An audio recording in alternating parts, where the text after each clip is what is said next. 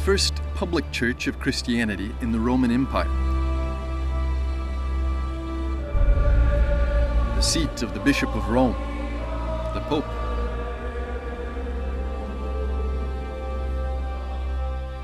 The oldest basilica in the West. St. John Lateran towers above the ancient walls of Rome with its splendorous facade, an enormous relic and ultimately a sign of victory over paganism.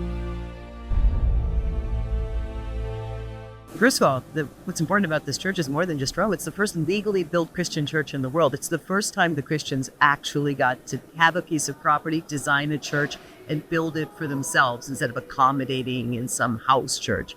Except the placement of the church, well, it isn't exactly in the heart of town. The circumstances of the building of the church that we know today at St. John Lateran began with Constantine.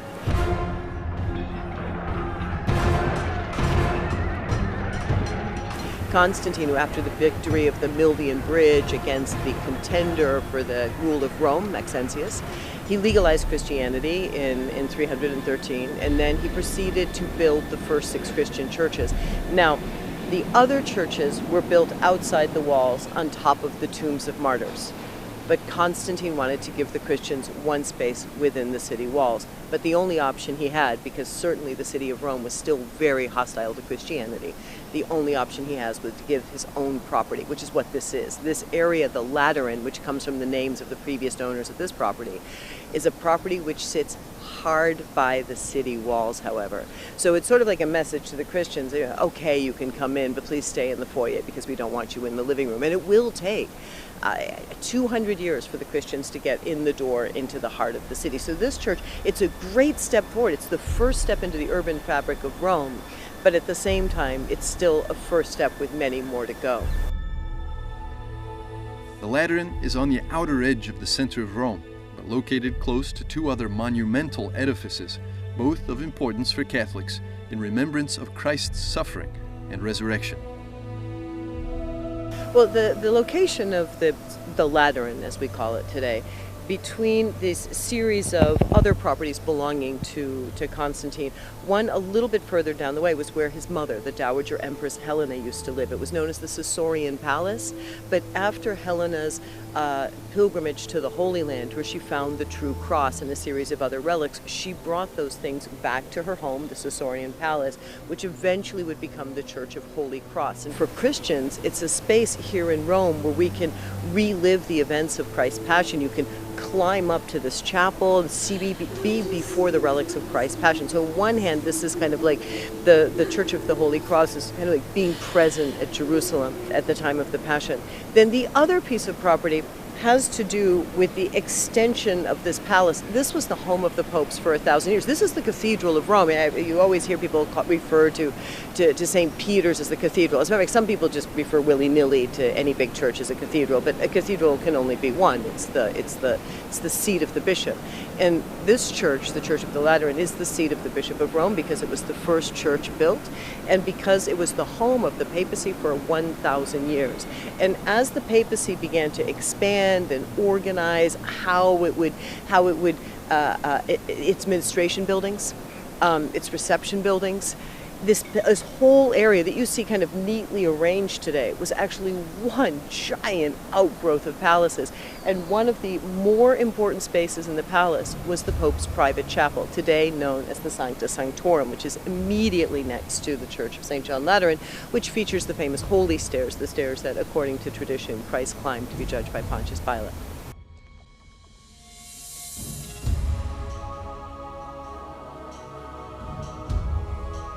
The church is practically a gigantic reliquary in which treasures have been kept for centuries.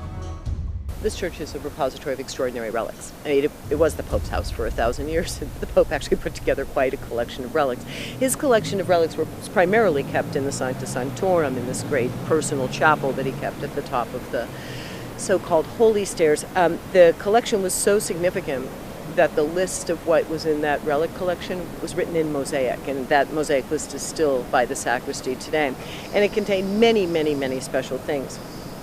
One of the more important developments in this church is when the name was changed from Christ the Savior to the Johns in the Lateran. As you move closer to the altar, you move closer to the more and more important relics. So there's the shrine to John the Baptist, and you look up to a reliquary that traditionally contains fragments of the skull of St. Peter and St. Paul, because as the Cathedral of Rome, it brings together both the apostles in the auctoritas of the Pope. And then it also has what was considered the centerpiece of the relics of the Pope.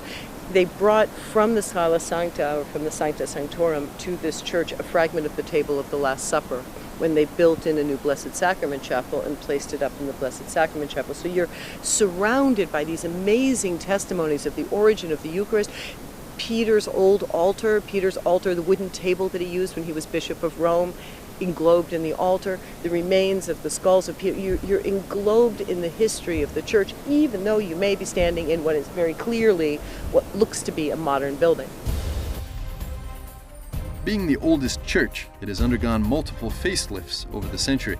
Each era left its mark.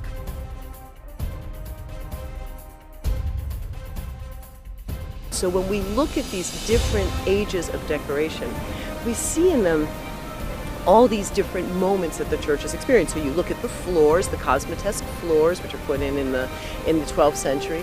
You look at the canopy. The canopy is from the 14th century. You look at the ceilings. The ceilings were put up right after the church had taken a rather serious beating during the Reformation. These gold and blue ceilings with the images of Peter and Paul. And then as the 17th century begins to get moving, they decide to redo, the Jubilee year of 1650, they were going to redo the interior of the church, lining the nave with these magnificent Baroque images of the apostles. And so you'll find them standing in these incredibly dramatic positions, as St. Bartholomew holding his own skin, a reminder of the number of martyrs that are taking place in this turbulent period of the 16th and 17th century. There he is holding his own skin. Matthew on the other side, standing on a bag of gold, careless of wealth because he's the tax collector who gave everything up, with one little coin poised in midair, almost as if to ask us, could you do the same thing? He's got those nice overdeveloped forearms from all that gospel writing. And then you move a little bit further down the nave, and what do you see halfway down the nave? You see an arm sticking out from one of the niches, a finger pointing towards the altar. And what has to be, at least in my opinion, the most amazing thing about the decoration of those apostles, that recognition that in every single person's life journey, which is what a nave of a church is, the nave is our journey, right? In every single person's faith journey, there comes a moment when you falter. And remember that those statues were made at the age of Descartes, when doubt became just part of the world vocabulary. So everybody has a moment when he or she falters. So who is the apostle who points you the rest of the way?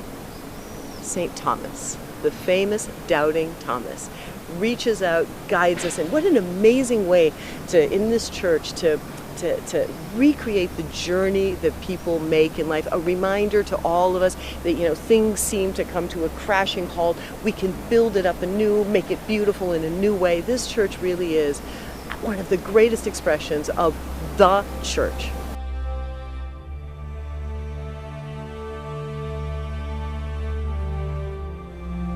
One of the things about being the first church that the Christians will actually be able to build is that it's a chance for them in a city that was marked by pagan temples or little pagan cult cells, all officially sanctioned religions. It was a chance for the Christians to make their presence felt. I think one of the things that's a little surprising is to come up with such a grand and obviously modern exterior, because the original exterior, as it was built by the Christians, was a simple brick facade. And so the Christians at the time in the 4th century, one of the very first things they did was to counter the expression of the Roman temples, where all the beauty is on the outside and then the interiors were sort of these dark windowless cells. The Christians made a point of inverting that. The exterior part of the building is simple. The interior part of the building, as described to us, was magnificent. And so it's again a way of reflecting the Christian life, or even Christ himself, humble on the exterior, but glorious on the interior. As you can see, in the 1730s, they replaced the facade with something much more dashing. That has to do with the Grand Tour. And when it was Now the pilgrims who would walk this way looking for ancient devotion were flanked by the 18th, 19th century sophisticates who were really just looking down at a place like this as, you know, some ancient vestige of some remote superstition. And so they rebuilt a facade that would look new and ready to face a modern age. It was so successful that the Grand Tourists went home and they designed all their bank buildings to look like that. So obviously it had some character they enjoyed. And then as you walk into the church, what's the second message? The church has been rebuilt from the ground up a dozen times. But you know what's original? The size. And I think everybody who walks into the Lateran is always amazed, like, wow, this is big. Because the Christians built for size. Not an exclusive religion where you stand outside and the God is inside. Not some tiny little cult cell where 40 people will fit, but a church big enough to welcome everybody. That inclusiveness of the Christian religion was the very first thing we tried to express in our churches.